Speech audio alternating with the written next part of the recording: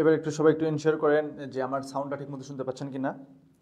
Sound আসছে না। রাকিব সরকার ভাই এসএমএস করছেন, ভাই এখন একটু সাউন্ডটা ঠিকমতো আসতেছে কিনা একটু জানান।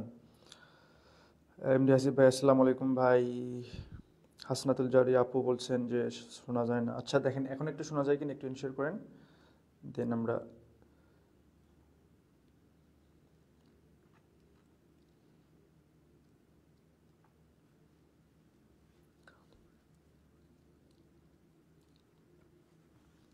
জি সাউন্ড মোটামুটি ক্লিয়ার, ঠিক আছে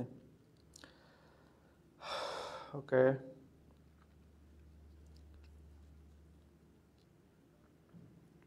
হুম আচ্ছা সাউন্ড মোটামুটি ক্লিয়ার।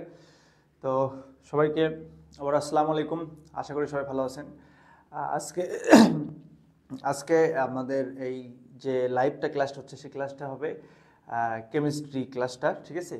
তো আমাদের আজকে নতুন একটা কোর্স শুরু হয়েছে কেমিস্ট্রি, আমাদের একদম পূর্ণাঙ্গ কোর্সটা। যারা রেজিস্ট্রেশন করছেন তারা এই কোর্সটা শেষ পর্যন্ত করতে পারবেন, এবং যারা রেজিস্ট্রেশন করেননি তারাও আসলে অনেকটুকু সিলেবাস আসলে আপনারা ফ্রি চাইলেই আর অনেকটা আপনি সলভ করে নিতে পারবেন, ঠিক আছে। আমাদের পেজেই মোটামুটি রাত 9টা থেকে প্রতিদিন এই ক্লাসগুলো হবে। পুরোটা হয়তো হবে না, কিন্তু একটা ম্যাক্সিমাম লিমিট পর্যন্ত এই ক্লাসগুলো আপনাদের প্রতিদিন এই লাইভ ভিডিওতে আকারে পাবলিশড হবে, ঠিক আছে, এই পেজে আর কি হবে। আর যারা রেজিস্ট্রেশন করছেন তারা তো অবশ্যই একদম টপ টু বটম পর্যন্ত সব কিছুই পাবেন ইনশাল্লাহ। এখন কেমিস্ট্রি নিয়ে আসলে কিছু কথা বলি। আসলে আগে শুরু করার আগে একটু কিছু কথা বলি, কারণ আমি যখন ফার্স্ট আসলে লাইভটা অন করছি তখনই একটা ভাইয়া এসএমএস করছেন, নামটা আসলে মনে নাই। ও বলতেছে যে কেমিস্ট্রি আমি অনেক ভয় পাই বা এই টাইপের কিছু একটা বলছে। কেমিস্ট্রি আসলে সে অনেক ভয় পায়। আচ্ছা ভয় পাওয়ার বিষয়টা আসলে আমি বলি। ভয় পাওয়ার বিষয়টা যদি বলতে চাই, দেখেন আমরা এই বয়সে আসলে কোন জিনিসটা আসলে ভয় পাই, কোন জিনিসটা আসলে ভয় পাই এই জিনিসটা একটু আগে দেখেন। আমরা আসলে যে জিনিসটা ধারে কাছেও যাই না সেটাকে ভয় পাই।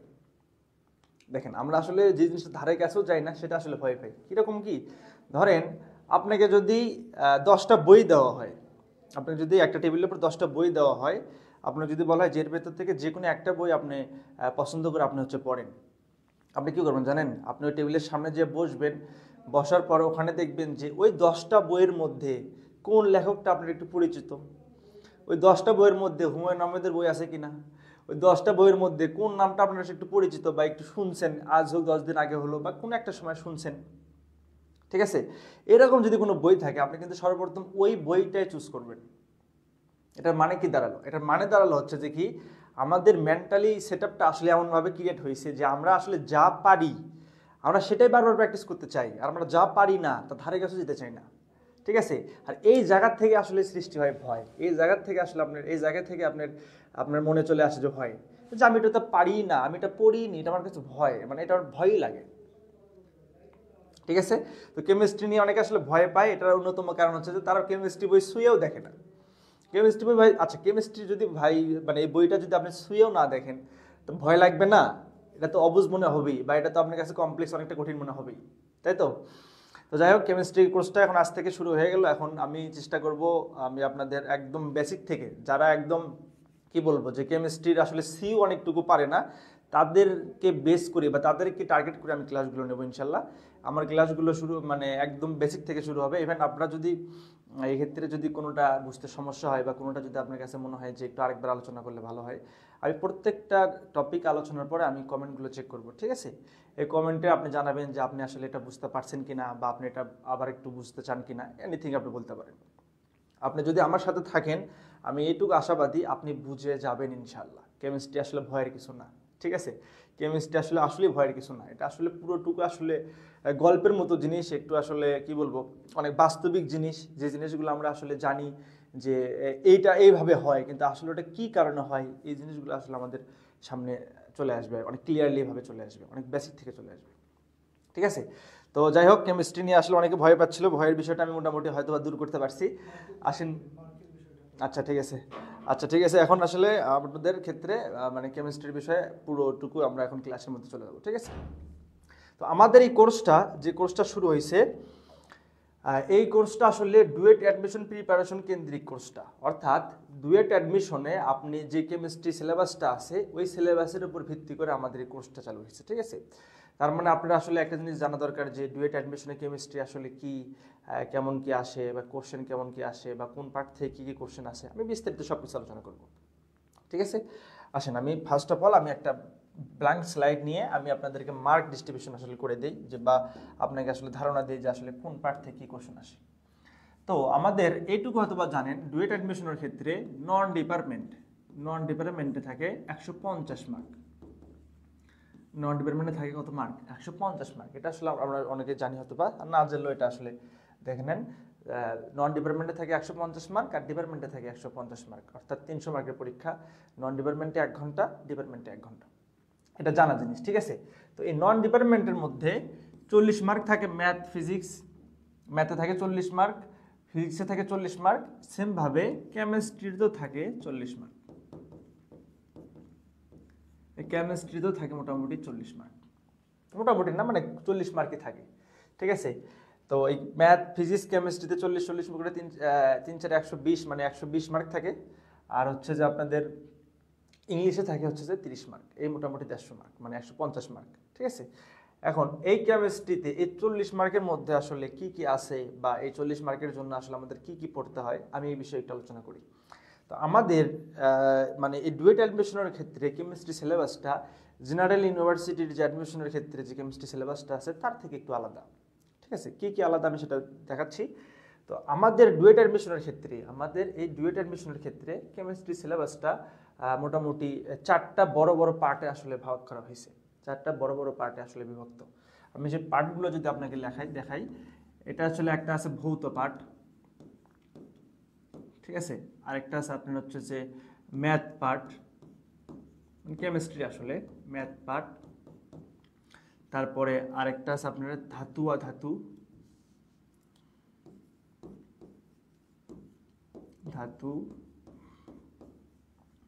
অধাতু, আর আরেকটা লাস্ট পার্ট সেটা হচ্ছে জৈব যৌগ। মানে ডুয়েট অ্যাডমিশনের ক্ষেত্রে যে কেমিস্ট্রিটা আছে তা মোটামুটি এই 4টা ভাগে বিভক্ত, ঠিক আছে। তো এই 4টা ভাগের মধ্যে বা এই 4টা পার্টের মধ্যে এই 2টা পার্ট হচ্ছে সব থেকে বড়, মানে 2টা পার্ট সব থেকে বড় বলতে এই 2টা পার্ট থেকে কোশ্চেন আসে বেশি, আবার এই 2টা পার্টের সিলেবাস আসলে একটু বেশি। তো এই ভৌত পার্টটা এটা হচ্ছে আপনার এই পুরো কেমিস্ট্রি টপিকটার বেস, অর্থাৎ পুরো কেমিস্ট্রি টপিকটার ভিত্তি যে টপিকটা বা ভিত্তি যে আসলে অধ্যায়গুলো সেগুলো আসলে ভৌত পার্টের মধ্যে ইনক্লুড। তো আমাদের গতানুগতিক এটা আসলে মানে কি বলবো যে একদম এইভাবে কনস্ট্যান্ট টাইপের যে প্রত্যেকবারই এই পার্ট থেকে এত মার্কের কোশ্চেন আসবে এমনটা আসলে না। তবে একটা ওভারঅল ধারণা পাওয়া যায় যে ভৌত পার্ট থেকে এত মার্কের কোশ্চেন ওভারঅল মানে এইভাবে আসে, ঠিক আছে। মানে কিন্তু আপনি এটা বলতে পারবেন না যে ভৌত পার্ট থেকে এই মার্কের কোশ্চেনই প্রত্যেকবার আসবে, তা না। ওভারঅল ওই রকম মার্কেটে আসলে মানে আসে কোশ্চেন, ঠিক আছে। তো ভৌত পার্ট যদি চিন্তা করি, ভৌত পার্ট থেকে আমাদের কোশ্চেন আসে, আমি গতানুগতিকভাবে দেখছি 10 থেকে 12, ইভেন অনেক ক্ষেত্রে 15 মার্কের পর্যন্ত কোশ্চেন আসে। 10 থেকে 12 ইভেন 15 মার্ক পর্যন্ত কোশ্চেন আসে, ঠিক আছে। আবার ম্যাথ পার্টের ক্ষেত্রে আমি দেখছি 6 থেকে 8 মার্ক পর্যন্ত, অর্থাৎ 6 থেকে মোটামুটি 8-10 পর্যন্ত দেখছি যে ম্যাথ পার্ট থেকে আসছে, বুঝছেন। মানে ভৌত পার্ট থেকে মিনিমাম 10 মার্কের কোশ্চেন থাকবে, আর ম্যাক্সিমাম 15 থাকতে পারে, এই টাইপের জিনিস আর কি, ঠিক আছে। ম্যাথ পার্ট থেকে মিনিমাম 6 থাকে, 4 থাকে একটা ম্যাথে, অথবা এমসিকিউ থাকে একটা, বা শূন্যস্থানে থাকে একটা। আর অনেক ক্ষেত্রে যদি 2টা ম্যাথ থাকে তাহলে 8-10 থাকে আর কি, ঠিক আছে। ধাতুর ক্ষেত্রে সেম জিনিসটাই, ধাতুদের ক্ষেত্রে মিনিমাম 5 থাকে, আর সর্বোচ্চ আপনার দেখা যাচ্ছে যে 8 ইভেন 10 মার্কও থাকে, বুঝছেন। আবার জৈব যৌগের ক্ষেত্রে এই ভৌতর মতোই অনেকটা হতে পারে, ভৌতর মতনই সর্বনিম্ন 10, মানে মিনিমাম 10, আর সর্বোচ্চ হচ্ছে মানে 12 থেকে 15 পর্যন্ত থাকতে পারে। কারণ অনেকে ভেতরে কোশ্চেন আসতে পারে, ভাই আপনি তাহলে তো মার্ক ডিস্ট্রিবিউশন দেখালেন প্রায় কত 50 মার্ক, কত 15 30 30 20 50 মার্ক হইলো, কিন্তু আমাদের তো মার্ক 40 না। আসলে বিষয়টা এমনটা না, মানে এটা হয়েছে কি, ধরেন এই পার্ট থেকে যদি কোশ্চেন আসে 12 মার্কের, তাহলে দেখা যাচ্ছে যে এই পার্ট থেকে কোশ্চেন 10 আসবে, অথবা এই পার্ট থেকে একটু মার্ক কমে আসবে, মানে মিলিয়ে আসলে 40 মার্ক বানাবে, বুঝছেন তো। এটা মিলিয়ে আসলে 40 মার্ক হবে, এটার থেকে এর বাইরে আসলে আপনার মানে এর থেকে বেশি মার্ক তো আসবে না। কিন্তু এটা আসলে এরকমটা কি যে এই পার্ট থেকে সর্বনিম্ন এত মার্ক থাকে, মানে ভৌত পাঠ থেকে সর্বনিম্ন 10 মার্ক থাকে আর সর্বোচ্চ 15 পর্যন্ত থাকতে পারে। ঠিক আছে, এটা কিন্তু আমি আবার বলতেছি এটা আসলে মানে কি বলবো, মানে এটা আসলে আগ পূর্ব থেকে নির্ধারণ করা না যে এই পার্ট থেকে এই মার্কেরই কোশ্চেন আসবে।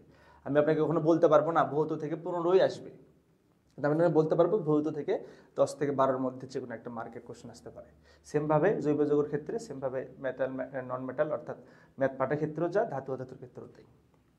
আশা করি আপনারা কেমিস্ট্রি মানে সিলেবাসটা সম্বন্ধে বুঝতে পারছেন। ঠিক আছে, তো এটাতে এইটুকু আলোচনার ক্ষেত্রে করার ক্ষেত্রে আমি আপনাকে একটা জিনিস বললাম যে আমাদের বেসিক যে অধ্যায়টা বা বেসিক যে পার্টটা সেটা আসলে কি ভৌত পাঠ। তাহলে আমাকে অবশ্যই কেমিস্ট্রি যদি শুরু করি তাহলে অবশ্যই আমাকে ভৌত মানে পাঠটা শুরু করতে হবে, অর্থাৎ বেসিক পার্টটাই আমাকে শুরু করতে হবে। হ্যাঁ, আমরা আসলে ভৌত পাঠটা শুরু করব একদম শুরু থেকে, একদম শুরু থেকে শুরু করব। যারা আসলে ডিপ্লোমা পুরো শিক্ষার্থী আছেন, অবশ্যই ডিপ্লোমারও শিক্ষার্থীর উদ্দেশ্য করে এই ভিডিওগুলো করা বা এই লাইভটা করা। তাদের অনেকের ব্যাকগ্রাউন্ডে সায়েন্স থাকলেও ওইভাবে কেমিস্ট্রি পড়া হয় না, আবার অনেকের ব্যাকগ্রাউন্ডে আসলে সায়েন্স থাকে না, অন্যান্য ইয়ের থেকে মানে অন্যান্য সাবজেক্ট থেকে আসে আসলে পলিটেকনিকে। তাদের সবারকে উদ্দেশ্য করে আসলে এই লাইভটা করা। ঠিক আছে, আমি একদম শুরু থেকে শুরু করব। তো এই মার্ক ডিস্ট্রিবিউশন বিষয়টা কি বুঝছেন? দিয়ে একদম জানান দেখি একটু যে ভাই মার্ক ডিস্ট্রিবিউশন আসলে কি, বা আসলে বা আপনি আসলে মানে আর কি কোনো কিছু কোশ্চেন আসে কিনা কেমিস্ট্রি বিষয়ে, যদি থাকে তাহলে আপনি আমাকে বলতে পারেন। আর না হলে আমরা হচ্ছে যে একদম পড়াতে চলে যাব, মানে আমরা ক্লাসের যে মেইন টপিকগুলো সেই টপিকগুলোতে চলে যাব। কেমিস্ট্রি বিষয়ে যদি আর কারো কিছু জানার থাকে আমাকে কোশ্চেন করতে পারেন। এখন একজন বলছে ভাইয়া সাবিব হাসান সাবিব, ভাইয়া প্রতিদিন প্রতিদিন ফ্রি হবে কি? আচ্ছা, না আমার আসলে ফ্রি ক্লাসগুলো এখানে আমাদের যে কোর্সটা, এই কোর্সটা তো আসলে একটা সাবজেক্ট না, মানে কেমিস্ট্রি না, এখানে ফিজিক্সও আছে আবার ম্যাথ পার্টের জিওমেট্রিও আছে। তো আপনি ফিজিক্স, ম্যাথ পার্টের জিওমেট্রি এবং কেমিস্ট্রি ম্যাক্সিমাম একটা সময় পর্যন্ত আপনি ফ্রি ক্লাস করতে পারবেন। ঠিক আছে, দেন আসিফ আহমেদ তাড়াতাড়ি, আচ্ছা যাই হোক। আয়েশা সুলতান আপু বলছেন ভাই আপনার বোঝানোর ধারণা অনেক সুন্দর, সহজে বুঝতে পারি। ধন্যবাদ আপু, এটা আমার অনেক বড় একটা পাওয়া। জি ভাই বুঝতে পারছি। ম্যাথে কত মার্ক থাকতে পারে? আচ্ছা, ম্যাথের মার্কের ক্ষেত্রে ম্যাথ আসলে আমাদের নর্মালি 4 মার্কের থাকে। নর্মালি মানে সাধারণত ম্যাথ থেকে যদি ম্যাথ পার্ট থেকে যদি কোনো কোশ্চেন আসে, মানে দেখা যাচ্ছে যে ছোট একটা ম্যাথ দিয়ে দিলে 4 মার্ক থাকে।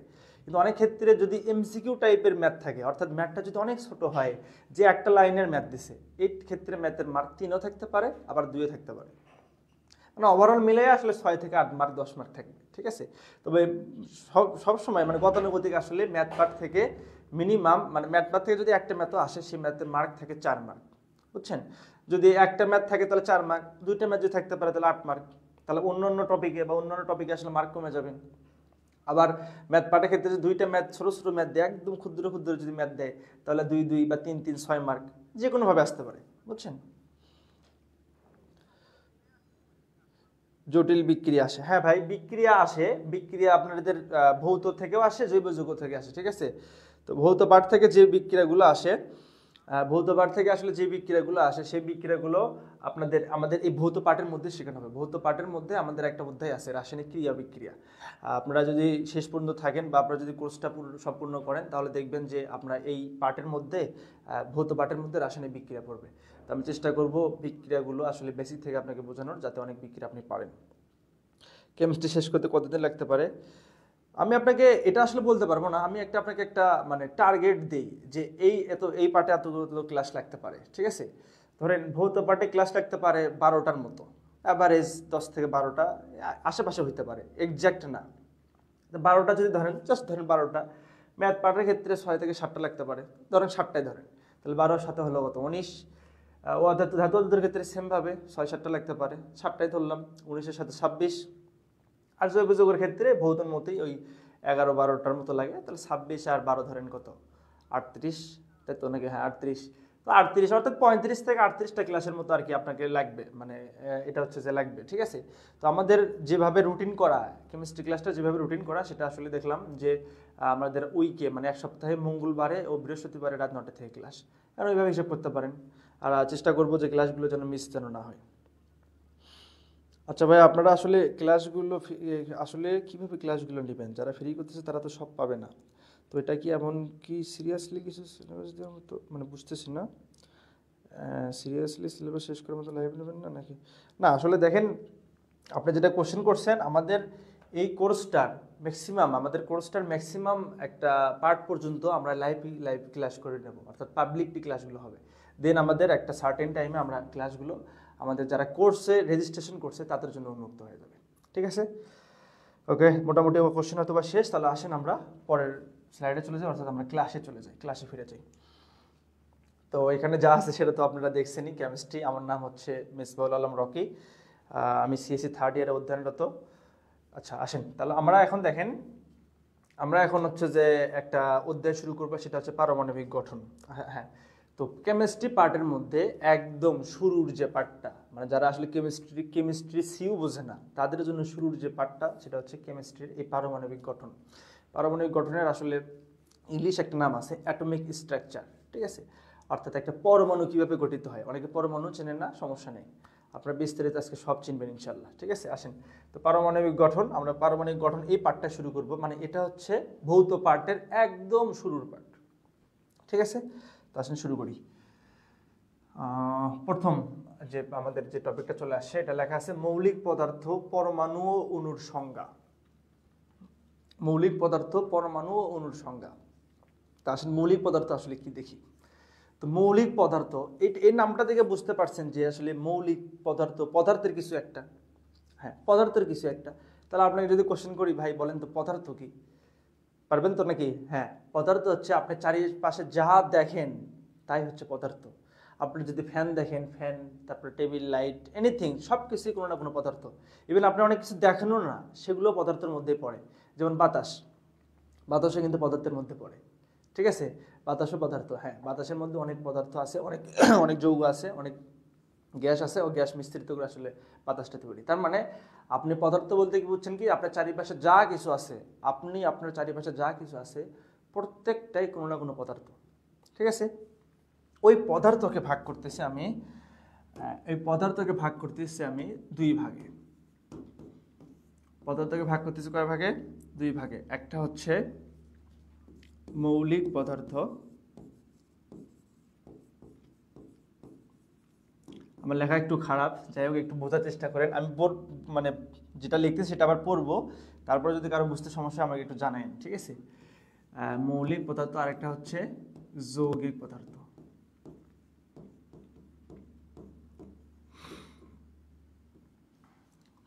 পদার্থের এটা আসলে কি বলতেছি, যে পদার্থকে দুই ভাগে ভাগ করা যায়। একটা হচ্ছে মৌলিক পদার্থ, আরেকটা কি যৌগিক পদার্থ। হ্যাঁ, তাই না? তো আসেন তাহলে মৌলিক পদার্থ কি। তো মৌলিক পদার্থ কি, এটা যদি আমি জিজ্ঞেস করি, তাহলে এটার অ্যান্সারটা এমন আসে, যে পদার্থকে ভাঙলে ওই পদার্থ ছাড়া অন্য কোনো পদার্থ পাওয়া যায় না। অর্থাৎ যে পদার্থকে ভাঙলে ওই পদার্থ ছাড়া অন্য কোনো কিছু পাওয়া যায় না, সেটাকে বলা হচ্ছে মৌলিক পদার্থ। ঠিক আছে, আর সেমভাবে তাহলে যৌগিক পদার্থ কি? যৌগিক পদার্থ হচ্ছে কি, যে পদার্থকে ভাঙলে ওই পদার্থ ছাড়াও অন্য কোনো কিছু পাওয়া যায় বা অন্য কোনো পদার্থ পাওয়া যায়, সেটাকে বলা হচ্ছে যৌগিক পদার্থ। আসেন, এটা তো থিওরিক্যালি শিখলেন, আসেন বাস্তবিকভাবে দেখি। তো বাস্তবিকভাবে যদি আপনাকে একটু উদাহরণ দেওয়া হয়, পানির একটা অণু যদি আপনাকে উদাহরণ দেওয়া হয়, পানি তো চেনেন তাই না? হ্যাঁ, অনেকে পানি অসভা চেনেন। পানির একটা সংকেত যদি চিন্তা করি, পানির একটা ছোট্ট একটা অণু চিন্তা করি, পানির একদম ছোট্ট একটা অণু চিন্তা করি, H2O। আপাতত ধরে নেন, অনেকে হয়তো একটু যদি নতুন লাগে তারপরে ধরে নেন যে পানির সংকেত আসলে H2O। এটা হচ্ছে পানির একদম ক্ষুদ্র একটা অণু। ঠিক আছে, তো পানি একটা যৌগিক পদার্থ। কেন বললাম? কারণ পানিকে ভাঙলে আমি অন্য কিছু পাচ্ছি, পানি বাদে অন্য কিছু পাচ্ছি। তো পানির একটা ছোট্ট অণু, এটা হচ্ছে H2O। আমি যদি একেও আবার ভাঙি, একেও যদি আমি ভেঙে ফেলি, তাহলে আমি এখান থেকে কি পাবো বলেন তো? এখান থেকে পাচ্ছি আমি হাইড্রোজেন, এখান থেকে পাচ্ছি আমি অক্সিজেন। আচ্ছা, এরা দুইটা মিলে ছিল তো পানি, তাই না? এরা দুইটা মিলে পানি ছিল না? এখন তো এরা আলাদা আলাদা হয়ে গেছে। আপনি কি একে পানি বলবেন? না, এটা হাইড্রোজেন, এটা একটা মৌল। যাই হোক, মৌলের দিকে না যায়, মনে রাখেন যে এটা একটা মৌল। এটা হচ্ছে অক্সিজেন, এটা একটা মৌল। ঠিক আছে, আপনি কিন্তু এটাকে পানি বলতেছেন, এটাকে পানি বলতেছেন না। এটা একটা মৌল বলতেছেন, এটা একটা মৌল বলতেছেন। তাদের আলাদা আলাদা ধর্ম থাকতেই পারে, সেটা পরের বিষয়। তো এই একটা পানির অণুকে ভাঙে আপনি কিন্তু আর পানি পাচ্ছেন না, অন্য অন্য নতুন নতুন মৌল পাচ্ছেন বা নতুন নতুন পদার্থ পাচ্ছেন। ঠিক আছে, এই জন্য পানিকে বলা হচ্ছে কি, যৌগিক পদার্থ। ঠিক আছে, ইভেন আমাদের আশেপাশে যা কিছু আছে তার ম্যাক্সিমাম বলা যায় এগুলো সব কিছু যৌগিক পদার্থের মধ্যেই পড়ে। ধরেন আপনি তো খাবার লবণ খান, খাবার লবণ তো প্রত্যেক বেলাই খান, তাই না? তো আপনি যে লবণ খান, এই লবণের ছোট্ট একটা দানা যদি নেন, একদম ছোট্ট একটা দানা যদি নেন, ওই দানার আসলে যদি সঙ্গে চিন্তা করা হয়, ওই দানাতে আসলে একটা উপাদান আছে, সেই উপাদানটার নাম হচ্ছে সোডিয়াম ক্লোরাইড। লবণের একটা ছোট্ট একটা দানা যদি নেন, যেটাকে আসলে লবণই বলতেছেন, ঠিক আছে, লবণই কিন্তু বলতেছেন, ছোট্ট একটা দানাতে ওটার একটা উপাদান আছে সোডিয়াম ক্লোরাইড, এটাকে আপনি লবণ বলতেছেন, ঠিক আছে।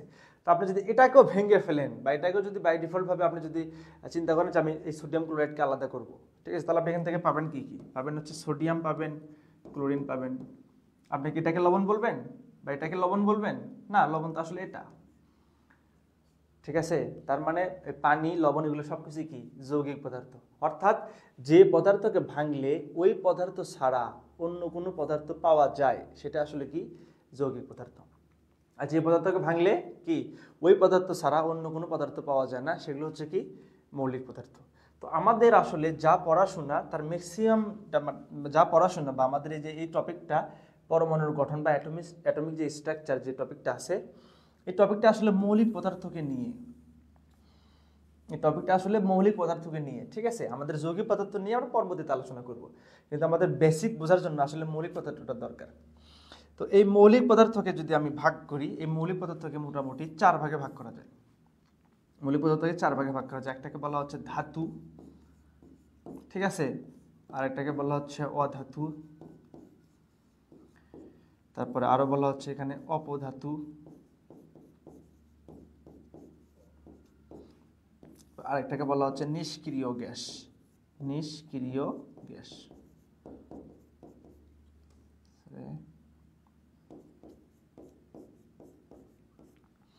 মৌলিক পদার্থকে 4 ভাগে ভাগ করা হচ্ছে, এটাকে ধাতু, অধাতু, অপধাতু আর কি নিষ্ক্রিয় গ্যাস।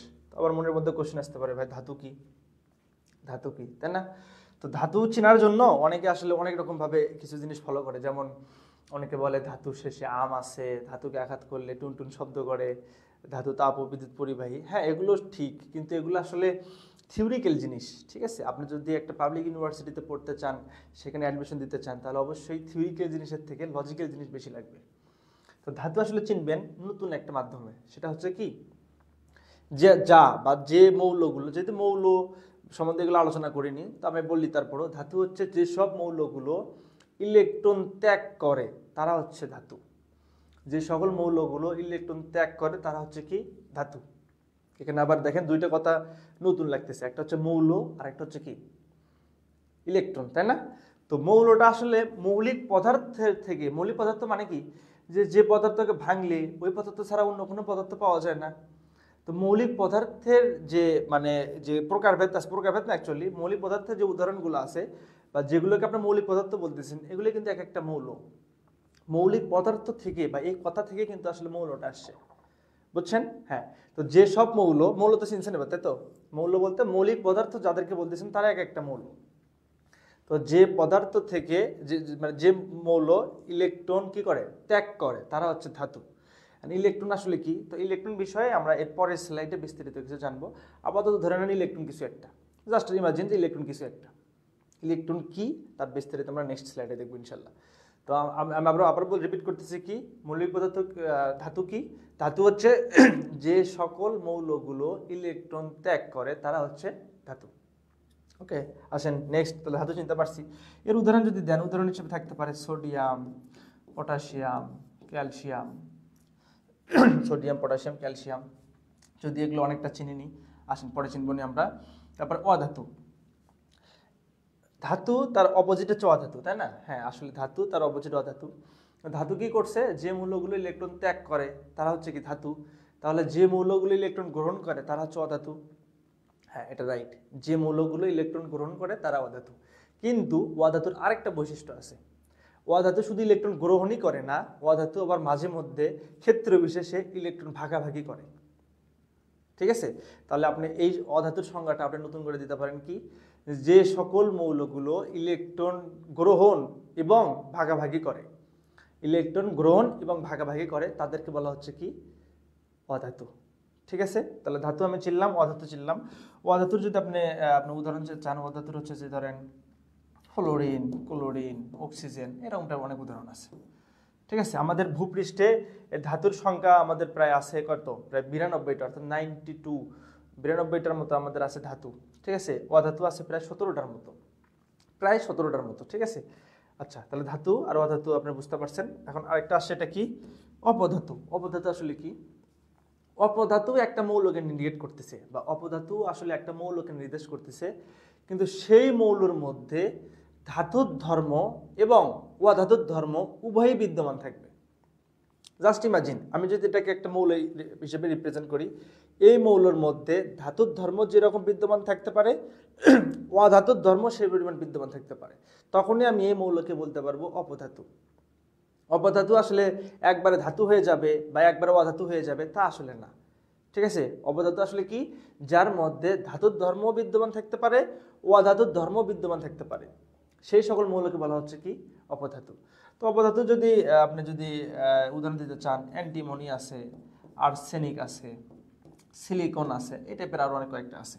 অপধাতু মোটামুটি 7টা থেকে 8টা, 7-8টার মতো আসলে অপধাতু আমাদের ভূপৃষ্ঠে পাওয়া যায়, বা আমাদের আসলে আবিষ্কৃত 118টা মৌলের মধ্যে বিদ্যমান। ঠিক আছে, আসেন তো আমরা ধাতু চিনলাম, অধাতু চিনলাম, অপধাতু চিনলাম। আরেকটা আছে নিষ্ক্রিয় গ্যাস।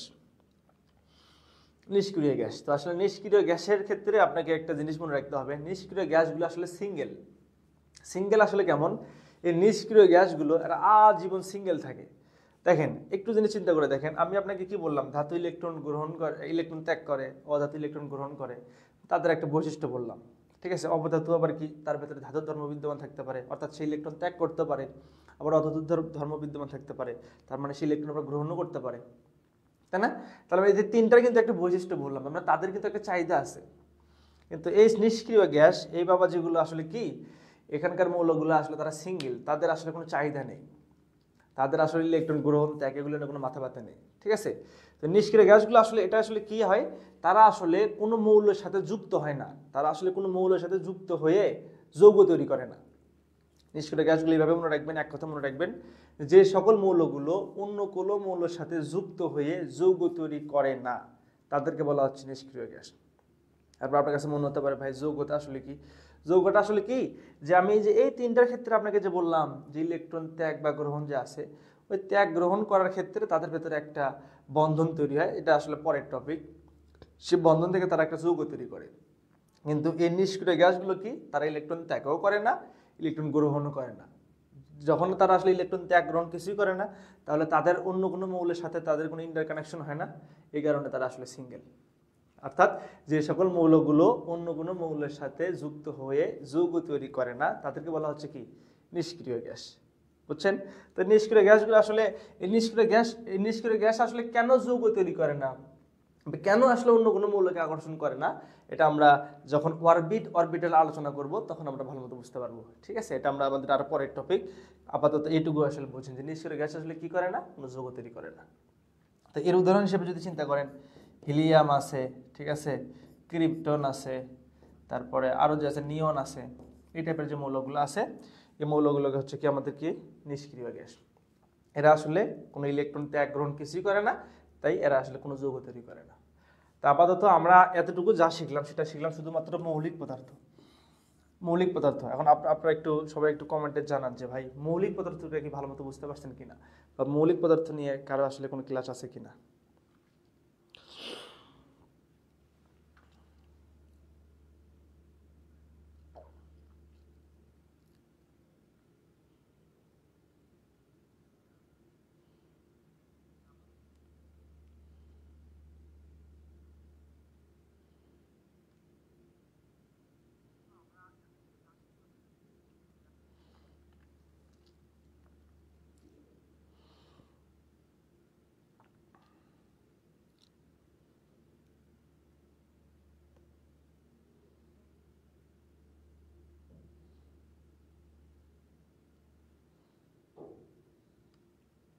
আচ্ছা, অনেকে কমেন্ট করছেন যে বুঝতে পারছি ভাইয়া। আচ্ছা, ঠিক আছে, তাহলে আমরা পরের স্লাইডে যাই আর কি। ঠিক আছে, অনেকে বুঝতে পারছেন। ভাইয়া বোর্ডের কালার কম্বিনেশনগুলো চেঞ্জ করিয়েন, একটু চোখে কেমন জানি দেখায়। যদি এরকমটা হয়, আচ্ছা চেষ্টা করব, যেহেতু আপনি বলছেন, ঠিক আছে দেখবো নি পরের। তবে আশা করি খারাপ লাগতেছে না খুব একটা। বাকি সবার কি ঠিকঠাক আছে? সবার কাছে কি ঠিকঠাক আছে নাকি তার মতোই লাগতেছে?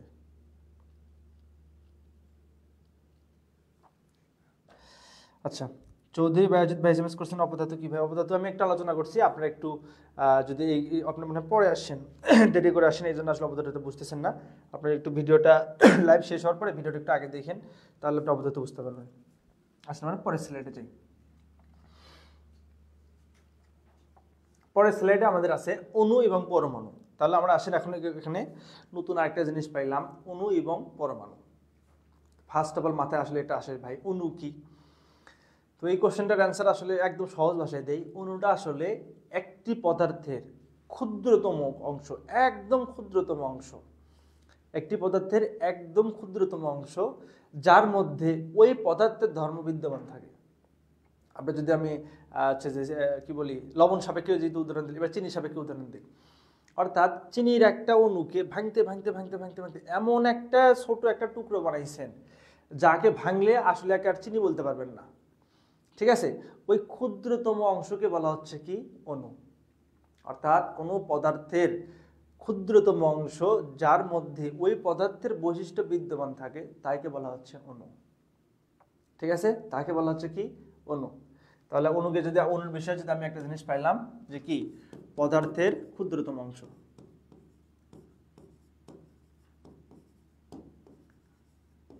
পদার্থের ক্ষুদ্র, লেখা এত খারাপ, আমার কি বলবো, লেখা আসলে অত বেশি খারাপও না, কিন্তু এই বোর্ডে একটু বেশি খারাপ হয়। ক্ষুদ্রতম অংশ, এটা হচ্ছে যে আমাদের কি বলা হচ্ছে যে অণু। ঠিক আছে, আপনার কাছে এটা মনে আসতে পারে ভাই আমরা তো পদার্থ শিখলাম দুইটা, তাই না? পদার্থ শিখলাম দুইটা, মৌলিক পদার্থ, যৌগিক পদার্থ।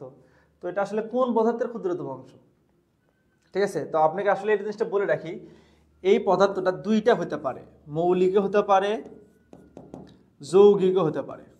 অর্থাৎ মৌলিক অথবা যৌগিক পদার্থের ক্ষুদ্রতম অংশকে বলা হচ্ছে অণু। ক্ষুদ্রতম অংশকে বলা হচ্ছে অণু। অনেকেই মনে হতে পারে ভাই মৌলিক পদার্থকে ভাঙলে তো মৌলিক পদার্থই পাচ্ছেন, অন্য কিছু পাচ্ছেন না। তাদের এই কনসেপ্টটা যদি একটু ভেজাল মনে হয়, তাহলে আমরা একটু পরে আবার আরেকটা জিনিস আলোচনা করব। দেখা যাবে যে এটা হচ্ছে কি এক পারমাণবিক, দ্বিপারমাণবিক, এই জিনিসটা যখন আলোচনা করব তখন বুঝতে পারবেন যে আসলে মৌলিক পদার্থের ক্ষুদ্রতম অংশ কিভাবে আসলে অণু হয়। যৌগিক পদার্থের ক্ষুদ্রতম অংশ অণু হয়, এটা তো সবাই বুঝতেছেনি, ঠিক আছে। কিন্তু মৌলিক পদার্থের ক্ষুদ্রতম অংশ আসলে, ক্ষুদ্রতম আসলে কোন একটা অংশ হচ্ছে আসলে অণু হয়ে যায়। ঠিক আছে, তো অণুর আরেকটা বৈশিষ্ট্য আছে, এই অণু আসলে স্বাধীন। অণু আসলে স্বাধীন, এই স্বাধীনভাবে বিরাজমান করতে পারে। আপনি যে ওই যে মৌলিক অথবা যৌগিক পদার্থের ক্ষুদ্রতম অংশ যেটা পাইছেন না, এটা আসলে স্বাধীন, এই স্বাধীনভাবে বিরাজমান করতে পারে। আচ্ছা, পরমাণুর দিকে এখন যাই। পরমাণু যদি আমি বলি, পরমাণু আসলে কি? পরমাণু আসলে মৌলিক পদার্থের ক্ষুদ্রতম অংশ, মৌলিক পদার্থের ক্ষুদ্রতম অংশ। তো মৌলিক পদার্থের ক্ষুদ্রতম কিন্তু অংশ কিন্তু এখানেও আছে, ঠিক আছে। তো এই জিনিসটা আমি কিন্তু বলছি যে যখন আমি এক পারমাণবিক, দ্বিপারমাণবিক বুঝাবো তখন এটা জিনিসটা ক্লিয়ার হয়ে যাবে। আপাতত ধরে নেন মৌলিক পদার্থের ক্ষুদ্রতম অংশকে বলা হচ্ছে কি? পরমাণু। তো এই পরমাণু আমি এখানে বলতে পারি, লিখে নেই যেহেতু মৌলিক পদার্থের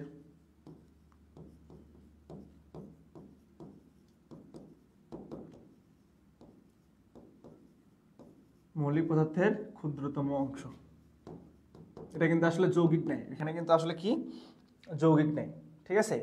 তো এই মৌলিক পদার্থের ক্ষুদ্রতম অংশকে বলা হচ্ছে কি? পরমাণু। তো এই পরমাণু আসলে স্বাধীন না, এরা স্বাধীনভাবে বিরাজমান না, এরা আসলে পরাধীন বা অস্বাধীন, কিছু একটা যা লিখতে পারেন, অস্বাধীন বা পরাধীন, যাই হোক একটা লিখতে পারেন। এরা আসলে স্বাধীনভাবে বিরাজমান না, ঠিক আছে। আবার রাসায়নিক বিক্রিয়াতে ঠিক আছে, পরমাণু সরাসরি অংশগ্রহণ করতে পারে। রাসায়নিক বিক্রিয়াতে বোঝেন যে আসলে মানে দুইটা যৌগ তৈরি, মানে দুইটা যৌগ যুক্ত করতেছি, এখান থেকে নতুন আরেকটা যৌগ তৈরি হচ্ছে, এটা হচ্ছে রাসায়নিক বিক্রিয়া। তো রাসায়নিক বিক্রিয়াতে এই পরমাণু সরাসরি যুক্ত হতে পারে, কিন্তু অণু কখনো সরাসরি যুক্ত হতে পারে না, ঠিক আছে। অণু কখনো সরাসরি যুক্ত হতে পারে না। অণুকে যদি রাসায়নিক বিক্রিয়াতে যুক্ত হতে হয়, তাকে হয় আয়নিত হতে হবে, না হয় পরমাণুতে কনভার্ট হতে হবে, ঠিক আছে। আর এখানে আরেকটা সবচেয়ে ইম্পর্টেন্ট কথা, অণুকে ভাঙলে পরমাণু পাওয়া যায়, অর্থাৎ পরমাণু যুক্ত হয়ে বা পরমাণুগুলো আসলে যুক্ত হয়ে অণু তৈরি করে, ঠিক আছে। আর অণুকে ভাঙলে আপনি পরমাণু পাচ্ছেন। তো কোনো একটা অণু যদি রাসায়নিক বিক্রিয়াতে অংশগ্রহণ করতে চায় তাহলে সেই অণুকে ভেঙে পরমাণু করতে হবে, দেন ওই পরমাণুটা রাসায়নিক বিক্রিয়া যুক্ত হবে। অথবা ওই অণুটা যদি মৌলিক পদার্থ হয় তাহলে সরাসরি সে বিক্রিয়াতে অংশগ্রহণ করতে পারবে। ওকে, তো আসেন আমরা কি বললাম এতক্ষণে, যে অণু আসলে কি, অণু আসলে পদার্থের মৌলিক অথবা যৌগিক পদার্থের ক্ষুদ্রতম অংশ, আর অণু পরমাণুটা হচ্ছে শুধুমাত্র মৌলিক পদার্থের ক্ষুদ্রতম অংশ। এটা স্বাধীনভাবে বিরাজমান করতে পারে, এটা স্বাধীনভাবে বিরাজমান করতে পারে না। আবার এটা আসলে রাসায়নিক বিক্রিয়া অংশগ্রহণ করতে পারে না সরাসরি, সে অণুতে পরমাণুতে অথবা কি আয়নে কনভার্ট হয়ে বা বিয়োজিত হয়ে বিক্রিয়াতে অংশগ্রহণ করে। আবার পরমাণু কি সরাসরি বিক্রিয়াতে অংশগ্রহণ করে। এটা আসলে এদের কমন বৈশিষ্ট্য। আমি আপনাকে এটুকু আলোচনা করতেছি, শুধুমাত্র অণু আর পরমাণুকে বুঝতেছেন কিনা, অণু আসলে পরমাণুকে বুঝতেছেন কিনা। আচ্ছা আসেন আরেকটু ডিপলি করে বুঝাই। ধরেন অণু আপনাকে কি বলছি, যৌগিক বা মৌলিক পদার্থের ক্ষুদ্রতম অংশ না? তো ধরেন পানি একটা যৌগিক পদার্থ, এর ক্ষুদ্রতম অংশ আবার কি H2O, একদম ছোট্ট একটা অংশ। তো দেখেন এই স্বাধীন না, স্বাধীন বলতে এই পানির একটা অণুকে আমরা যেখানে রেখে দেবেন সেখানে থাকবে না, এ কিন্তু স্বাধীন। ওকে ঠিক আছে, এই ইচ্ছা মতো সে চলাফেরা করতে পারে, স্বাধীন। আবার একটা জিনিস যদি বিশ্লেষণ করা হয়, দেখেন এই পানিটা কিন্তু যে কোনো জায়গায় বা যে কোনো বিক্রিয়াতে সরাসরি অংশগ্রহণ করতে পারবে না। এই পানি এটা একটা অণু, এটাকে ভেঙে পরমাণু বের করতে হবে, অর্থাৎ এই হাইড্রোজেন বের হবে আর কি অক্সিজেন হবে, তারপরে এরা বিক্রিয়াতে অংশগ্রহণ করতে পারবে। এটা সরাসরি বিক্রিয়া অংশগ্রহণ করতে পারবে না। কিন্তু পরমাণু আসলে কি মৌলিক পদার্থের ক্ষুদ্রতম অংশ, এই সরাসরি বিক্রিয়াতে অংশগ্রহণ করতে পারবে, কারণ সে অস্বাধীন, মানে সে পরাধীন। ঠিক আছে, আশা করি অণু আর বিষয়টা বুঝতে পারছেন। অণু পরমাণু কি বুঝতে পারছেন?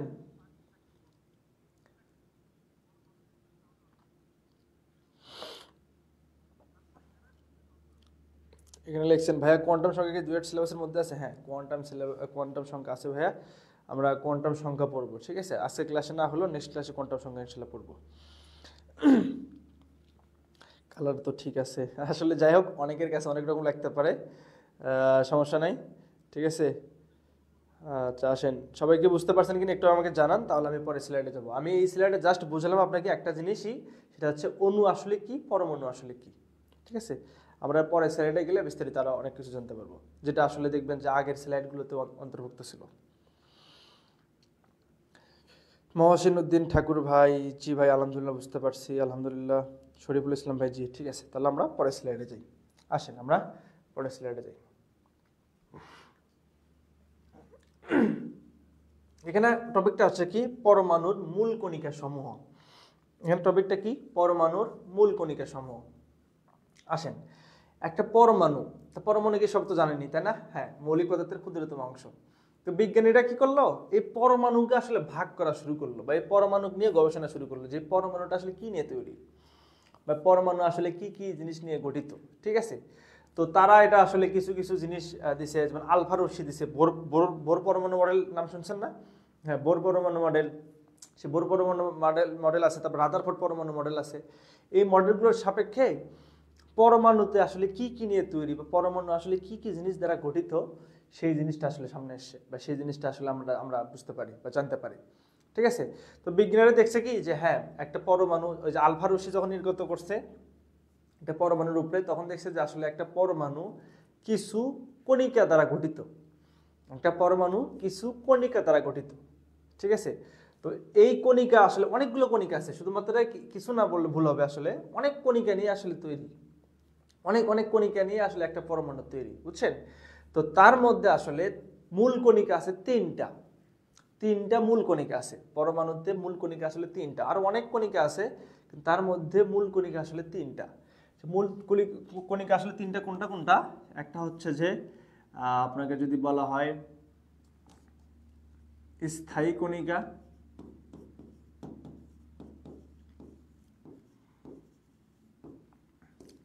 একটা হচ্ছে অস্থায়ী কণিকা,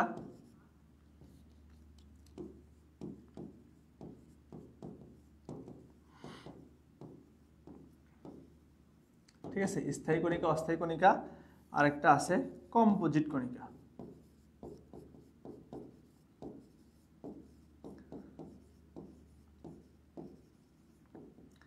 স্থায়ী কণিকা, অস্থায়ী কণিকা, আর একটা হচ্ছে কি কম্পোজিট কণিকা। ঠিক আছে, কম্পোজিট কণিকা। তো এই আমাদের এই তিনটি মূল কণিকা নিয়ে আসলে পরমাণু গঠিত। আমি আবারও রিপিট করতেছি, আরো অনেক কণিকা আছে, সেই কণিকাগুলো আমরা আসলে গবেষণার কাজে অনেক কিছু ব্যবহার করতেছে বা এখন বিজ্ঞানীরা চেষ্টা করতেছে খুঁজে বের করার জন্য। তার মধ্যে তিনটি মূল কণিকা আসলে এটা, একটা যে স্থায়ী কণিকা, আরেকটা হচ্ছে কি অস্থায়ী কণিকা, আরেকটা হচ্ছে কি কম্পোজিট কণিকা।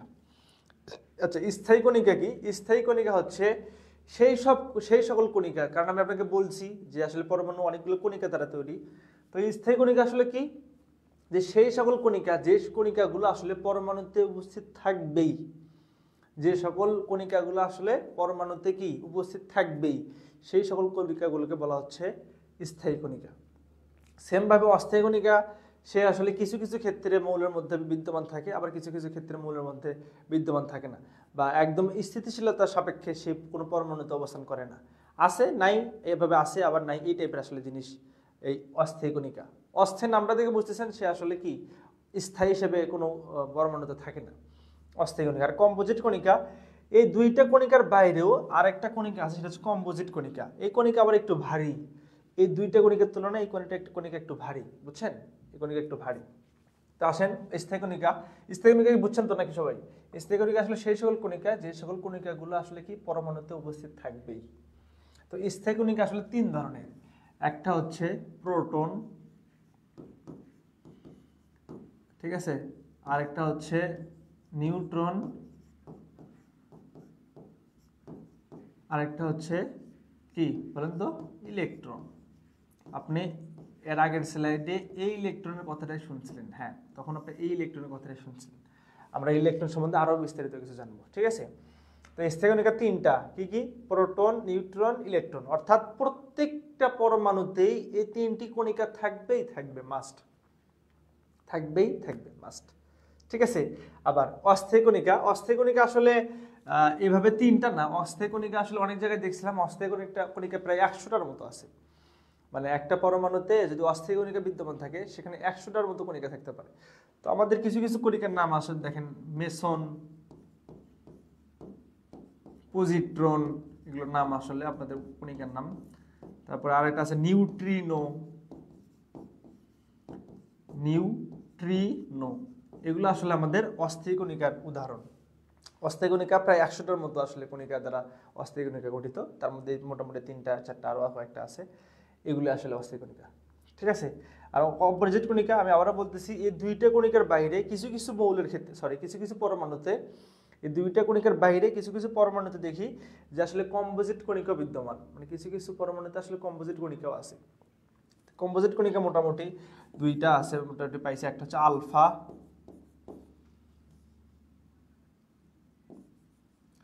আলফা, তারপর হচ্ছে আরেকটা হচ্ছে বিটা, আলফা কণিকা, বিটা কণিকা, আলফা কণিকা, বিটা কণিকা, এটা কম্পোজিট কণিকা। এটা এই দুইটা কণিকা আবার এই কণিকাগুলোর তুলনায় একটু ভারী, বুঝছেন? তো এটা আসলে সব জায়গায় বিদ্যমান থাকে না, খুব কম কিছু পরমাণুর ক্ষেত্রে আমরা এই কম্পোজিট কণিকাটা পাই, ঠিক আছে? তো আমরা আসলে কি পরমাণুর মূল কণিকা সম্বন্ধে আলোচনা করলাম। তখন আমাদের বিষয়বস্তু আসলে দেখেন, এটা কিন্তু কি যে কোনো কোনো পরমাণুতে আছে, কোনো কোনো পরমাণুতে নাই। তো আমরা তাহলে এটা নিয়ে আলোচনা করব না, কারণ এমনও যদি পরমাণু পাই সেখানে যদি অস্থায়ী কণিকা না থাকে তাহলে তো সমস্যা। আবার কম্পোজিট কণিকা সব ক্ষেত্রে থাকে না, কিন্তু দেখেন স্থায়ী কণিকা কিন্তু কি সব ক্ষেত্রে বিদ্যমান, কারণ আমি আপনাকে বলছি প্রত্যেকটা পরমাণুতেই স্থায়ী কণিকা বিদ্যমান, ঠিক আছে? তো আমরা এখন আলোচনা করব এই প্রোটন, ইলেকট্রন আর নিউট্রন নিয়ে, যেটা আসলে কি। তো আপনাকে যদি আমি আরেকটা স্লাইড আপনি ওপেন করে দেখাই যে প্রোটন, ইলেকট্রন, আসলে নিউট্রন কি। প্রোটন, এটাকে আসলে পি দ্বারা রিপ্রেজেন্ট করা হয়, ঠিক আছে? প্রোটন, আমি পার্থক্য সাপেক্ষে লিখি তাহলে বুঝতে পারবেন। নিউট্রন, এটাকে আসলে ছোট হাতের এন দ্বারা প্রকাশ করা হয়। আর হচ্ছে যে ইলেকট্রনকে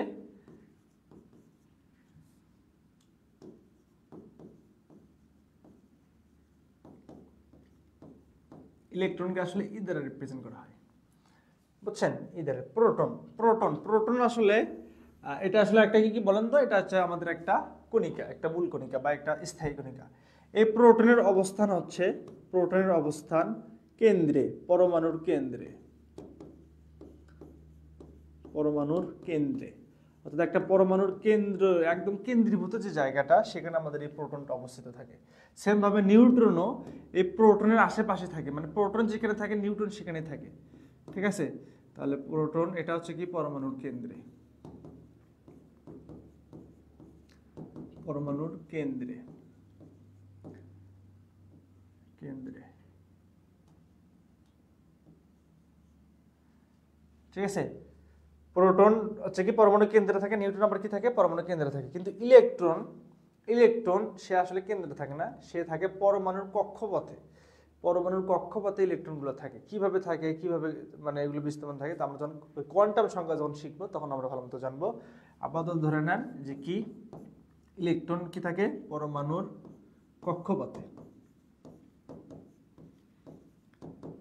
পরমাণুর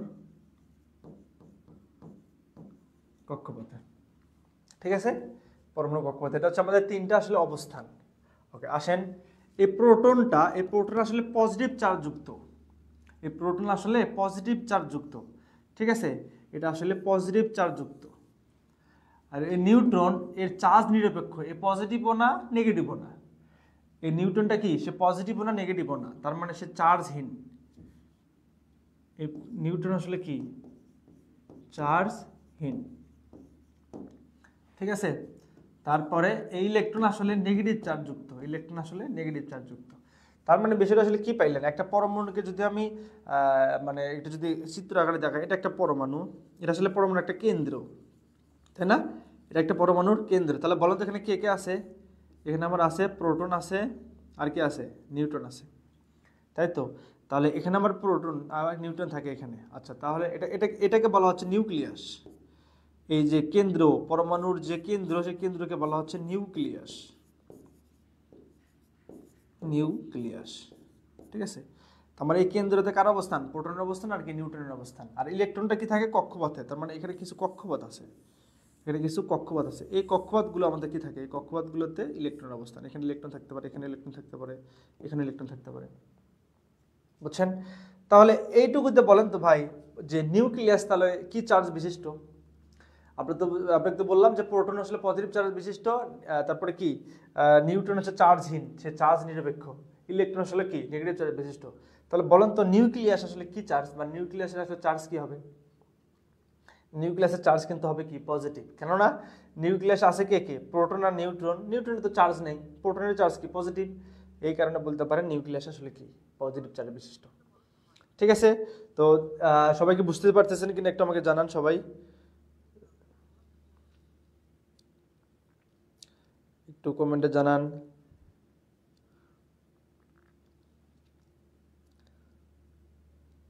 অনেকে বলতেছে হ্যাঁ ভাই বুঝতে পারতেছি।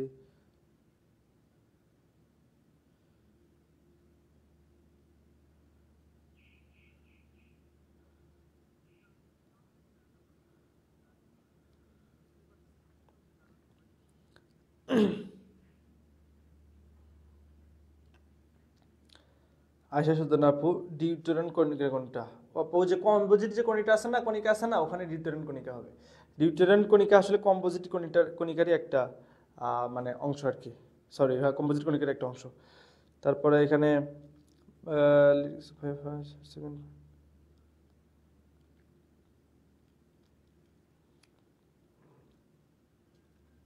ভাই ফার্স্ট পার্ট আর সেকেন্ড পার্ট কি আলাদা আলাদা এক্সাম হয়। ফার্স্ট পার্ট আর সেকেন্ড পার্ট আলাদা এক্সাম, এটা তো আসলে মানে ফার্স্ট পার্ট বোঝাচ্ছে আসলে নন ডিপার্টমেন্ট পার্টটাকে, আর সেকেন্ড পার্ট বলতে বোঝাচ্ছে ডিপার্টমেন্ট পার্টটাকে, বুঝছেন। তো এটা আসলে আমাদের পরমাণু আর তাহলে প্রোটন নিউট্রন আর আসলে ইলেকট্রন বিষয়ে আমরা বুঝতেছি, ঠিক আছে। এরপরে যদি আমি আরো কিছু বলি, এর যে পজিটিভ চার্জ বিশিষ্ট, এটা আসলে নির্দিষ্ট একটা চার্জ আছে। আচ্ছা আমি এটা মিশে দিই, এটা আমার সাথে লাগবে না, এটা আমরা একটু বোঝানোর জন্য বলছিলাম। এই প্রোটনের একটা চার্জ আছে, সরি প্রোটনের চার্জ আছে, প্রোটনের চার্জ হচ্ছে পজিটিভ চার্জ যেহেতু, তার মানে এটা 1.6 গুণন 10⁻19 চার্জ। এটা আসলে প্রোটনের চার্জ। নিউট্রনের তো চার্জ নেই, তার মানে এটা শূন্য। আবার ইলেকট্রনের চার্জ ওই সেম চার্জই, মানে এই একই রকম চার্জ কিন্তু সেটা আবার কি নেগেটিভ, তার মানে -1.6 গুণন 10⁻19 চার্জ। এদের আবার কিছু ভর আছে, বুঝছেন। এর আবার প্রোটনের নিউট্রনের ইলেকট্রনের যে ভর, ঠিক আছে, ইলেকট্রনের যে ভর, ইলেকট্রনের ভরটা হচ্ছে 9.1 ইন্টু 10 ইনভার্স 28 গ্রাম। এটা আসলে ইলেকট্রনের একটা ভর, আর প্রোটন আর নিউট্রনের ভর মোটামুটি সেম।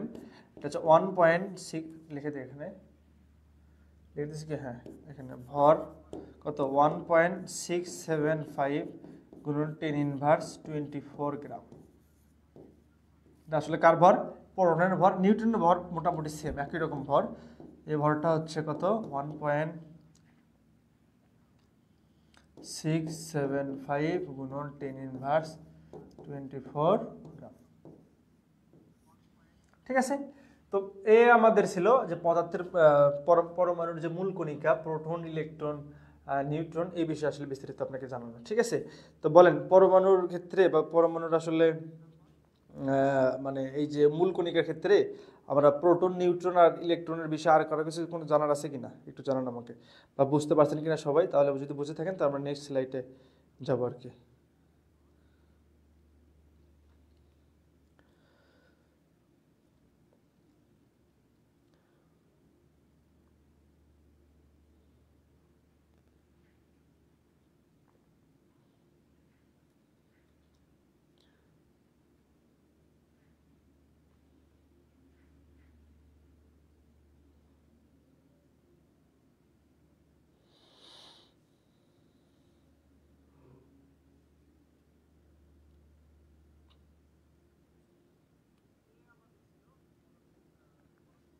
ওকে, তাহলে দেখেন আমরা পরমাণুর ক্ষেত্রে আমরা হচ্ছে যে মূল কণিকাগুলো ছিল প্রোটন, ইলেকট্রন, নিউট্রন আর এই বিষয়ে আলোচনা করছি। আমরা আসেন পরেরটাতে যাই। আচ্ছা, পরে আমাদের আজকের ক্লাস এটাই আসলে শেষ টপিক। এই টপিকটা আমরা দেখবো আসলে কি, আণবিক ভর, পারমাণবিক ভর, পারমাণবিক সংখ্যা। এই জিনিসগুলো আসলে কি, আপনারা তো এই জিনিসগুলো সামনে কোথাও পাবেন অথবা বিগত দিনগুলোতে দেখে আসছেন যে আসলে পারমাণবিক ভর, পারমাণবিক সংখ্যা বা আণবিক ভর বা পারমাণবিক সংখ্যা এগুলো আসলে কি। ঠিক আছে, তো আণবিক ভর ফার্স্ট অফ অল আমি আলোচনা করব আণবিক ভরটা নিয়ে। ঠিক আছে, আণবিক ভরটাকে বলা হচ্ছে আসলে অণুর ভর। আণবিক ভরটা আসলে কি, অণুর ভর, বুঝছেন?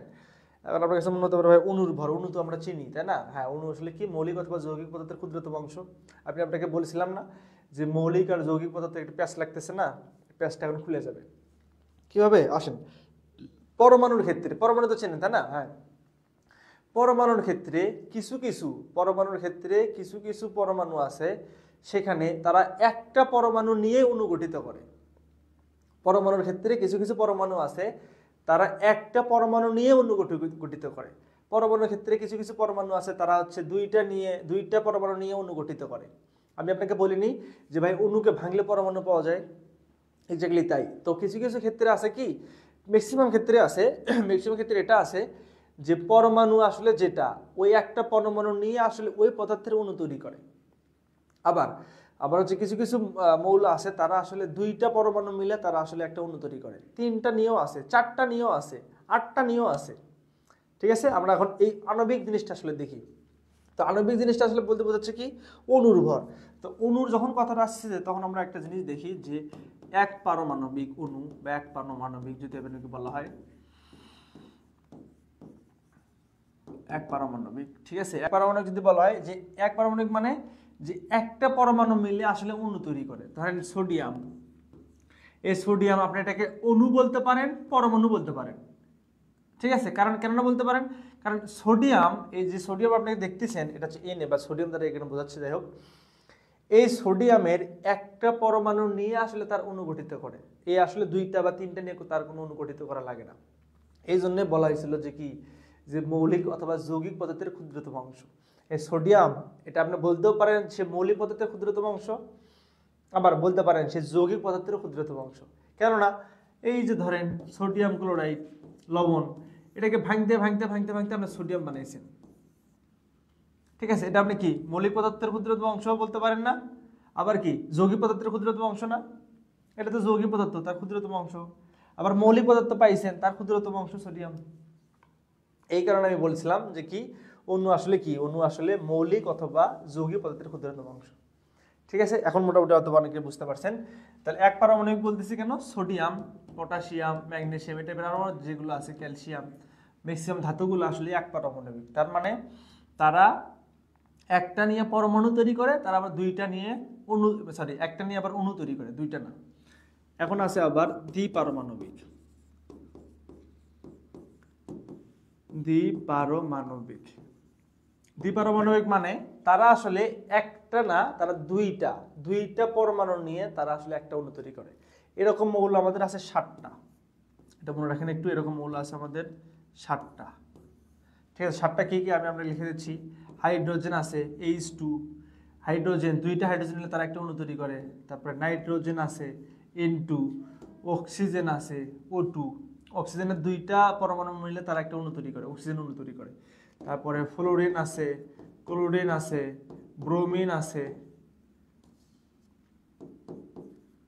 ব্রোমিন আছে, তারপরে আয়োডিন আছে, এই কয়টা। এরা আসলে দ্বিপারমাণবিক। কেন দ্বিপারমাণবিক বলতেছি, তারা আসলে তাদের দুইটা পরমাণু যুক্ত হয়ে একটা অণু তৈরি করে। ঠিক আছে, এটা আসলে দ্বিপারমাণবিক। এভাবে আবার ত্রিপারমাণবিক আছে। আমি এখানে লিখে দিলাম, ত্রিপারমাণবিক আছে। ত্রিপারমাণবিক বলতে ওজোন গ্যাস নামের নাম শুনছেন, ওজোন গ্যাস O3, অর্থাৎ অক্সিজেনের 3টা পরমাণু নিয়ে একটা ওজোন গ্যাসের অণু তৈরি করে, ওজোন গ্যাস। ঠিক আছে, এটাকে বলা হচ্ছে ওজোন গ্যাস। এটাকেই বলা হচ্ছে কি, অক্সিজেনের 3টা পরমাণু মিলে তারা একটা অণু তৈরি করে। ওকে, আবার আছে টেট্রা বা চতুর্পারমাণবিক বলে অনেক ক্ষেত্রে। চতুর্পারমাণবিক, টেট্রা লেখে, টেট্রা মানে 4, টেট্রা আসলে ইংলিশ, টেট্রা পারমাণবিক। ঠিক আছে, টেট্রা মানে হচ্ছে কি, তারা 4টা পরমাণু মিলে একটা অণু তৈরি করে। যেমন P4 ফসফরাস নাম শুনছেন, অনেকে অথবা নাম শুনছেন, ফসফরাসের 4টা পরমাণু মিলে তারা একটা অণু তৈরি করে। অষ্টপরমাণবিক আছে বা পারমাণবিক আছে,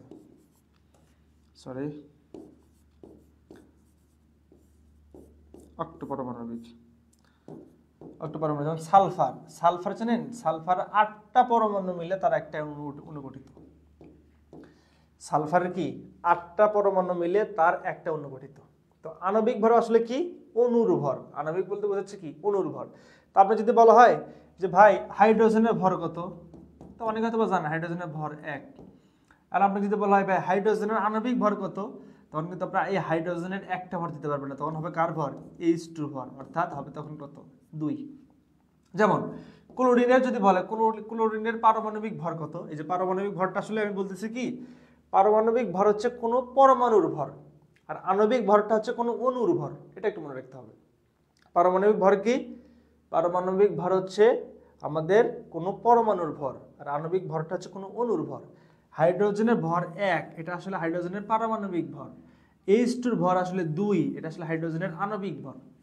আসেন এভাবে যদি ক্লোরিন চিন্তা করেন, ক্লোরিনের ভর হচ্ছে 35.5, একটা ক্লোরিনের ভর হচ্ছে 35.5। তো এই ক্লোরিনের 35.5 এটা হচ্ছে ক্লোরিনের পারমাণবিক ভর।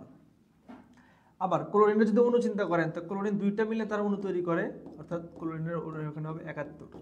তো 71টা হচ্ছে বা 71 হচ্ছে ক্লোরিনের আণবিক ভর। সেম ভাবে আসেন সালফারের ক্ষেত্রে যদি চিন্তা করেন, একটা সালফারের ভর হচ্ছে 32। ঠিক আছে, একটা সালফারের ভর হচ্ছে কত, 32 গ্রাম। তো এই 32 গ্রাম বা 32 যেটা বলতেছি, 32 একক বলতেছি, এটা আসলে কার, সালফারের পারমাণবিক ভর, কারণ সালফারের পরমাণুর ভর হচ্ছে 32। কিন্তু সালফারের যদি অণু চিন্তা করেন, তাহলে 8টা সালফার অণু মিলে তার একটা, 8টা সালফার পরমাণু মিলে তার একটা অণু তৈরি। তাহলে 32 কিন্তু 8 দ্বারা গুণ দেন, মেবি 256 হবে, নট শিওর, একটু চেক করে নিন সবাই। 256, তার মানে 256 গ্রামটা আসলে কি, 256 গ্রামটা আসলে আমার আণবিক ভর, আর আমাদের এটা হচ্ছে 32 গ্রামটা আসলে কি, পারমাণবিক ভর। আমি আশাও করি সবাই আণবিক ভর পারমাণবিক ভর বিষয়টা বুঝতে পারছেন। সবাই কি বুঝছেন?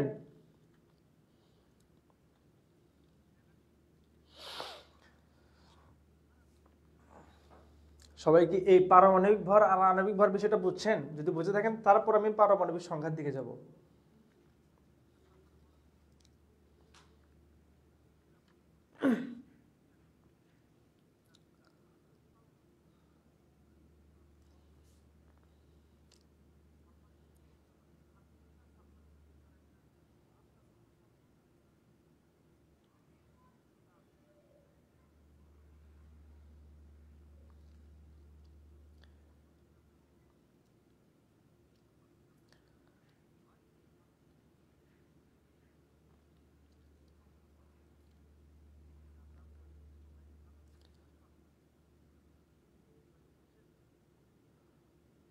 আচ্ছা, আমরা অনেকে কমেন্ট করতেছে যে হ্যাঁ ভাই বুঝছি, ঠিক আছে।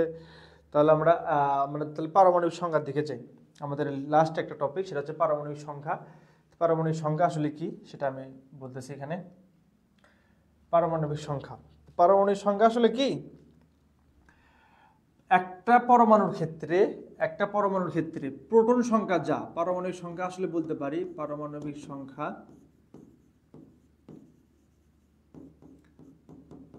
পারমাণবিক সংখ্যা ইকুয়াল টু বলতে পারেন প্রোটন সংখ্যা।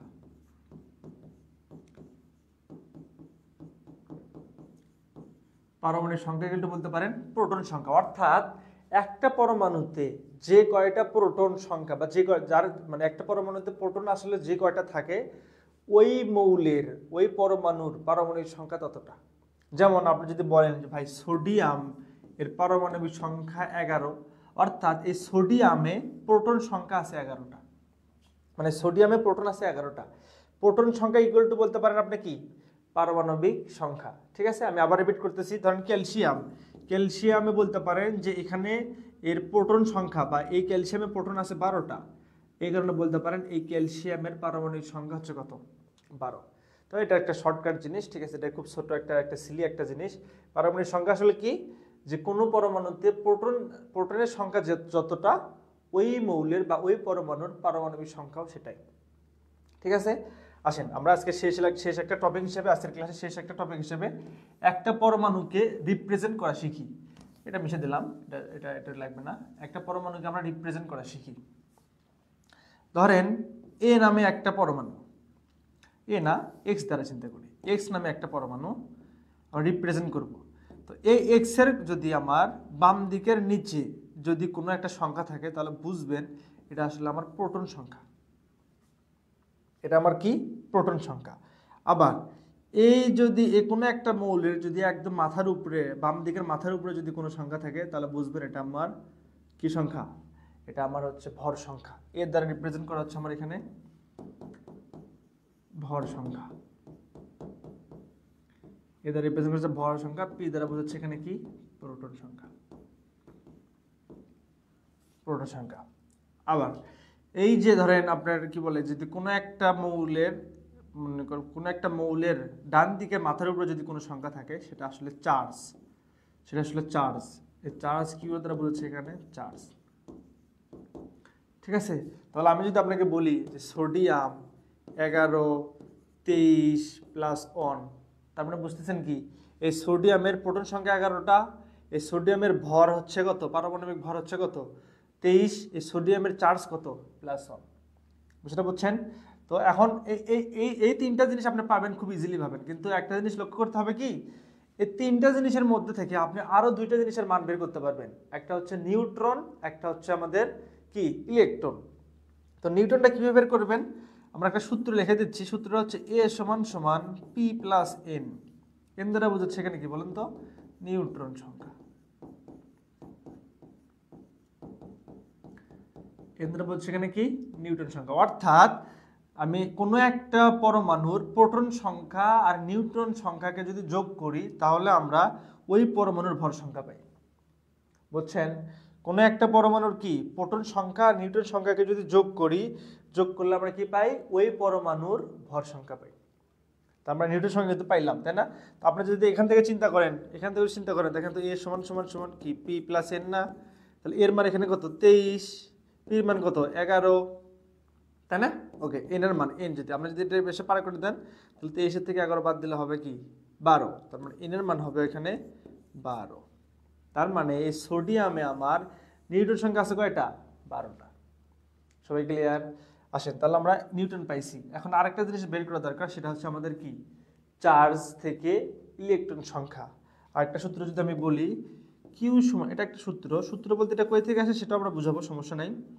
কিউ সমান সমান পি মাইনাস ই, ঠিক আছে। একটা পরমাণু স্বাধীনভাবে থাকাকালীন অবস্থায় ওই পরমাণুতে যে কয়টা প্রোটন সংখ্যা থাকে, ওই পরমাণুতে সেই কয়টা ইলেকট্রন সংখ্যাও থাকে। একটা পরমাণু যদি স্বাধীন অবস্থায় থাকে, স্বাধীন বলতে আবার ওই স্বাধীন না, মানে একটা পরমাণু যখন একদম নিউট্রাল অবস্থায় থাকে, নিউট্রাল বলতে প্রসম অবস্থায় যখন থাকে, তখন ওই পরমাণুতে প্রোটন সংখ্যা যে কয়টা থাকে, ইলেকট্রন সংখ্যাও সেই কয়টা থাকে। কিন্তু এই প্রোটন সংখ্যা থেকে যদি আমি ইলেকট্রন সংখ্যা বাদ দেই, একটা পরমাণুদের ক্ষেত্রে যদি প্রোটন থেকে যদি ইলেকট্রন সংখ্যা বাদ দেই, বাদ দেওয়ার পর যে মানটা পাবো সে মানে হচ্ছে চার্জ সংখ্যা। যেমন আমি যদি এই যে এই সোডিয়াম থেকে যদি আমি প্লাস ওয়ানটা না দিতাম, একটু চিন্তা করে দেখেন, সোডিয়াম যদি প্লাস ওয়ানটা না দিতাম, তাহলে আমি এখান থেকে যদি আমি সোডিয়ামের ইলেকট্রনটা বের করি, তাহলে এখানে কিউ এর মান কিছু নাই, মানে কত, শূন্য। শূন্য না, পির মান কত, 11। ইর মান এখানে মাইনাস এই পাশে যদি পার করে দিই তাহলে কি প্লাসই হলো, ইর মান 11। তার মানে প্রথম অবস্থায় একটা পরমাণুতে প্রোটন সংখ্যা যে কয়টা থাকতেছে, ইলেকট্রন সংখ্যা কিন্তু কি থাকতেছে, সেই কয়টা থাকতেছে, তাই না? এখন আমি যদি কোনো মৌলের ক্ষেত্রে দেখি তার চার্জ 1, ধরেন যে কোনো একটা সোডিয়ামের ক্ষেত্রে আমি চার্জ পাইলাম 1, তাহলে এখন বলেন তো এখানে কিউ এর মান কত হলো? কিউ এর মান হচ্ছে আমার +1 বা 1, তাই না? পির মান কত, 11। ইর মান এখন বের করি, এইটা এই পাশে পার করে নিয়ে আসি, আর 11 থেকে একটা এই পাশে মাইনাস করে দিই, তাহলে কত হচ্ছে 10। দেখেন ইলেকট্রন আগে ছিল কয়টা, 11টা, এখন হচ্ছে কয়টা, 10টা। কেননা এখানে এখন একটা চার্জ আছে, বুঝছেন? তাহলে এই সাপেক্ষে আপনি কি করতে পারেন, ইলেকট্রন সংখ্যা বের করতে পারেন। এটা একটা সূত্র, যে কোনো একটা পরমাণুর প্রোটন সংখ্যা থেকে যদি আমি ইলেকট্রন সংখ্যা বাদ দেই, ঠিক আছে, তাহলে আমি চার্জ পাবো। আর আমি চার্জ থেকেই কোনো একটা মৌলের বা কোনো একটা পরমাণুর ইলেকট্রন সংখ্যা বের করতে পারবো। তো আপনাকে আমি কি বের করে শিখলাম, একটা সামারি করি। আপনি এখন একটা পরমাণুর ক্ষেত্রে এ বের করতে পারবেন, অর্থাৎ পারমাণবিক ভর বের করতে পারবেন।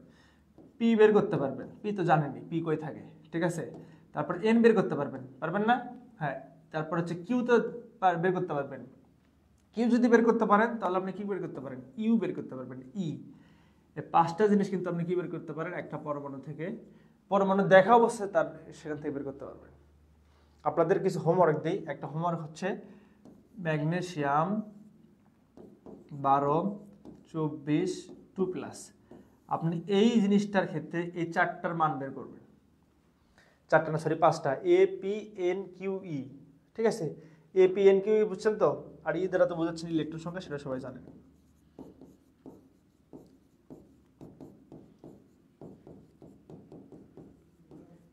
ঠিক আছে। তাহলে ম্যাগনেসিয়াম এটা যে 12, 24 আর 2+, তাহলে আপনি এটার থেকে আপনি 5টার মান বের করবেন। আমাদের পরবর্তীতে কোয়ান্টাম সেটে জিনিসটা খুব লাগবে, খুব বেশি ইফেক্টিভ, খুব বেশি লাগবে আমাদের, ঠিক আছে। তো আশা করি সবাই বুঝতে পারছেন। সবাইকে বুঝছেন? একটু আমাকে জানান তো শেষ পর্যন্ত সামারি হয়ে। পারমাণবিক ভর নির্ণয়ের কৌশল বা উপায় বলে দিলে ভালো হতো।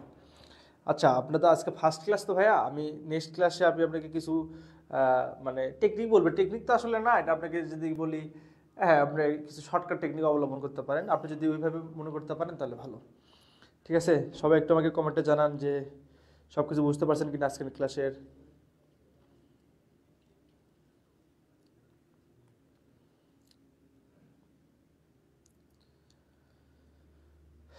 জি ভাই, বুঝতে পারছি।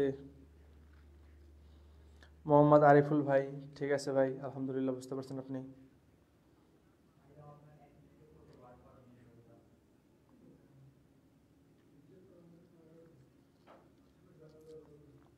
শরীফুল ইসলাম ভাই, অল ক্লিয়ার ভাই। আরেক দুইজন একটু ক্লিয়ার কমেন্ট করেন। আশা সুলতানা ভাই, অল ক্লিয়ার ভাইয়া। আশা সুলতানা আপু, হ্যাঁ অল ক্লিয়ার ভাইয়া, ঠিক আছে। হাসনাতুল জরি আপু বলছেন বুঝছি ভাই, ঠিক আছে, ধন্যবাদ।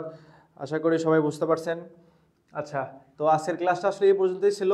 আমি আজকের ক্লাসে একটু কী কী শিখালাম একটু সামারি করি আপনাদেরকে। আমি আজকে পরমাণুর যে বেসিক যে জিনিসগুলো আছে সেই জিনিসগুলো আপনাদের সামনে রিপ্রেজেন্ট করছি, ঠিক আছে। আমাদের নেক্সট ক্লাসটা শুরু হবে নতুন একটা টপিক দিয়ে, মেবি আইসোটপ দিয়ে শুরু হবে। আইসোটপ, আইসো ইলেকট্রনিক, এই টাইপের যত জিনিস আছে সব জিনিসটা শুরু হবে। তো আপনারা যদি বেসিকটা ভালো মতো বুঝতে পারেন, ইভেন আপনি যদি ক্লাস শেষ পর্যন্ত করতে থাকেন, আমি আশাবাদী আপনারা বুঝতে পারবেন ইনশাল্লাহ, ঠিক আছে। তো আমাদের নেক্সট ক্লাসটা আমার কেমিস্ট্রি, মানে আমার ক্লাসটা নেক্সট ক্লাসটা হবে মঙ্গলবারে রাত 9টা থেকে ইনশাল্লাহ। সে পর্যন্ত সবাই ভালো থাকুন, সুস্থ থাকুন। আর এই জিনিসগুলো একটু সামারি করেন। আমি আপনাকে যে জিনিসটা দিছি এই জিনিসগুলো একটু বুঝেন। কেমিস্ট্রি যদি দেখেন, আমি শেষে একটা কথা বলি, কেমিস্ট্রি মুখস্থর জিনিস আছে, মুখস্থ জিনিস নাই তা না, মুখস্থের জিনিসও আছে, কিন্তু মুখস্থ করা জিনিসগুলো মুখস্থ করতে হবে। মুখস্থর বাইরে জিনিসগুলো মুখস্থ করে লাভ নেই। কথা বলছেন কি? আমি আপনাকে বলে দেবো যে এই জিনিসটা মনে রাখতে হবে, এই জিনিসটা মুখস্থ করতে হবে, আপনি সেই জিনিসটা মুখস্থ করেন। কিন্তু আমি আপনাকে যেটা বলবো যে ভাই এগুলো বোঝেন, সেই জিনিসগুলো একটু বোঝার চেষ্টা করেন, মুখস্থ করেন না, ঠিক আছে। এর কারণ কি, আপনাকে আমি এই কথা অনেকেই বলি, আবারও বলতেছি, সেটা হচ্ছে যে ডুয়েট অ্যাডমিশনের ক্ষেত্রে ম্যাথ ফিজিক্স কিন্তু দেখা যাচ্ছে যে মোটামুটি হুবহু কমন পাওয়া যায়, ঠিক আছে। হুবহু কমন পাওয়া যায় বলতে কি দেখা যাচ্ছে যে একটা ম্যাথ আপনি যেভাবে করতেছেন হুবহু সেম ম্যাথটা ডুয়েট অ্যাডমিশনে আছে, এরকম আছে ফিজিক্সের ক্ষেত্রে তাই। কিন্তু কেমিস্ট্রির ক্ষেত্রে কিন্তু দেখা যাচ্ছে যে হুবহু একদম গতানুগতিক যেটা করে যাচ্ছেন সেটাই পাচ্ছেন তা কিন্তু না। তার মানে এই ক্ষেত্রে বেসিক ধারণাটা অনেক বেশি ইম্পর্টেন্ট, ঠিক আছে। আশা করি আপনারা বেসিকটা অনেক ভালোমতো বুঝতে পারছেন। নেক্সট ক্লাস পর্যন্ত সবাই ভালো থাকুন, সুস্থ থাকুন, প্রাইভেট স্টাডি জোনের সাথে থাকুন। আসসালামু আলাইকুম।